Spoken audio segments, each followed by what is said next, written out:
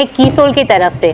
कीसोल आपको ऑलरेडी पता होगा, आरसीएम का एक ब्रांड है जहां पे हम औरतों के लिए बहुत सारे प्रोडक्ट्स लेके आए हैं। तो उसके अंदर एक हमारा कैटेगरी है जिसको हम कहते हैं हाइजीन, जिसके अंदर आपको हमारा सैनिटरी नैपकिन मिलेगा और इंटीमेट वॉश, ये जो आप यहाँ पे देख रहे हैं वो आपको मिलेगा।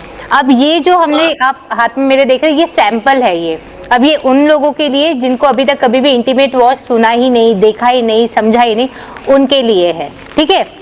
अब जैसे कि डॉक्टर ने ऑलरेडी बताया है कि इंटीमेट वॉश हमें यूज करना चाहिए। आप डेली भी इस्तेमाल कर सकते हो, हफ्ते में 2 या 3 बार भी आप इसका इस्तेमाल कर सकते हो। अब ये कब आपको इस्तेमाल करना चाहिए? आप जब भी आपका पीरियड्स का टाइम आता है आप उन दिनों भी इस्तेमाल कर सकते हो, प्रेगनेंसी के टाइम पे भी इस्तेमाल कर सकते हो, और जनरली भी आप वीक में 2 या 3 बार हफ्ते में आप इसका इस्तेमाल कर सकते हो। मैं आपको एक बार इसका टेक्सचर बताती हूँ। ठीक है। सो ये देखिए, ये दिख रहा है आपको, ये इस तरह का लिक्विड फॉर्म में है, इसमें किसी भी तरह का साबुन का इस्तेमाल नहीं हुआ है। अब डॉक्टर ने आपको ऑलरेडी कहा है कि साबुन का इस्तेमाल आपको उस एरिया में बिल्कुल भी नहीं करना चाहिए। उससे क्या होगा, वहाँ का जो आपका चमड़ी है, जो स्किन है, उसका पीएच चेंज हो जाएगा। हर एक जगह का ना माप होता है, तो वहाँ का जो माप है हमारा 3.5 से 4.5 है। जब आप साबुन लगाते हो तो उसका माप 8 से 9 पे बढ़ जाता है। जैसे आप कपड़े का साबुन का इस्तेमाल करते हो, तो आप सब लोग कपड़े का साबुन का इस्तेमाल करते हैं। तो जब भी आपने कपड़े का साबुन का इस्तेमाल किया है और अपने हाथ में कभी लगाया तो आपको रूखापन महसूस होता है, बहुत ही सूख जाता है, चमड़ी एकदम सूखी सूखी लगती है, खुजली भी होती है कभी कभार। ये क्यों होता है?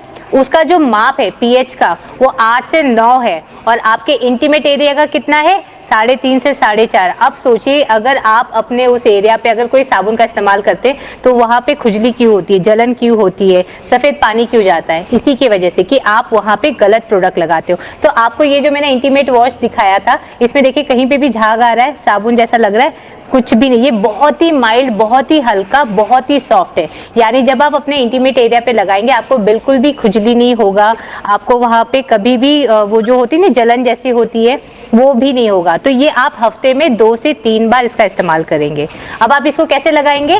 आप हल्का सा लीजिए, 1 या 2 बूंद आप लीजिए, उस एरिया पे इसको हल्का सा मसाज करिए, और नॉर्मल पानी से, गर्म पानी का इस्तेमाल आप नहीं करेंगे, नॉर्मल पानी से आप उसको धो देंगे। बस इतना ही आपको करना है।